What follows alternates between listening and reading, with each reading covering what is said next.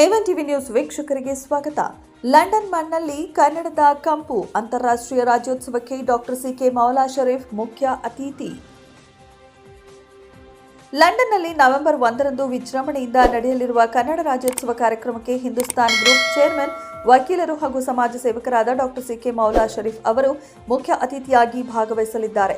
ಭಾರತೀಯ ರಾಯಭಾರಿ ಕಚೇರಿಯ ವತಿಯಿಂದ ವಿದೇಶದಲ್ಲಿ ಆಚರಿಸಲಾಗುವ ಈ ಬೃಹತ್ ಕಾರ್ಯಕ್ರಮವು ಲಂಡನ್ನ ಪಾರ್ಲಿಮೆಂಟ್ ಆಫ್ ವೆಸ್ಟ್ ಮಿನಿಸ್ಟರ್ನಲ್ಲಿ ನಡೆಯಲಿದೆ.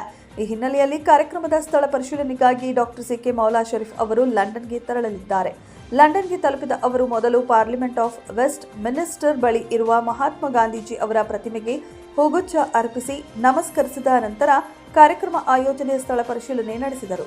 ದುಬೈ ಕನ್ನಡ ಒಕ್ಕೂಟ, ಅಮೆರಿಕದ ಅಕ್ಕ ಮಹಾಸಮ್ಮೇಳನ ಕನ್ನಡ ಒಕ್ಕೂಟ ಹಾಗೂ ಲಂಡನ್ ಕನ್ನಡ ಒಕ್ಕೂಟಗಳ ಸಹಯೋಗದೊಂದಿಗೆ ನವೆಂಬರ್ನಲ್ಲಿ ಈ ವೈಭವೋಪೇತ ಕನ್ನಡ ರಾಜ್ಯೋತ್ಸವ ಕಾರ್ಯಕ್ರಮ ಆಯೋಜನೆಯಾಗುತ್ತಿದೆ.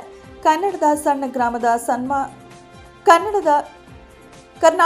ಸಣ್ಣ ಗ್ರಾಮದ ಸಾಮಾನ್ಯ ರೈತ ಕುಟುಂಬದಿಂದ ಬಂದು ಸಮಾಜ ಸೇವೆಯಲ್ಲಿ ಗುರುತಿಸಿಕೊಂಡಿರುವ ಮುಸ್ಲಿಂ ಸಮುದಾಯದ ಡಾಕ್ಟರ್ ಸಿಕೆ ಮೌಲಾ ಶರೀಫ್ ಅವರಿಗೆ ವಿದೇಶದಲ್ಲಿ ನಾಡಹಬ್ಬ ಆಚರಣೆಯ ಮುಖ್ಯ ಅತಿಥಿಯಾಗಿ ಆಹ್ವಾನ ಸಿಕ್ಕಿರುವುದು ಅವರ ಅಭಿಮಾನಿ ಬಳಗ ಹಾಗೂ ನಾಡಿನ ಜನರಲ್ಲಿ ತೀವ್ರ ಸಂತಸ ತಂದಿದೆ.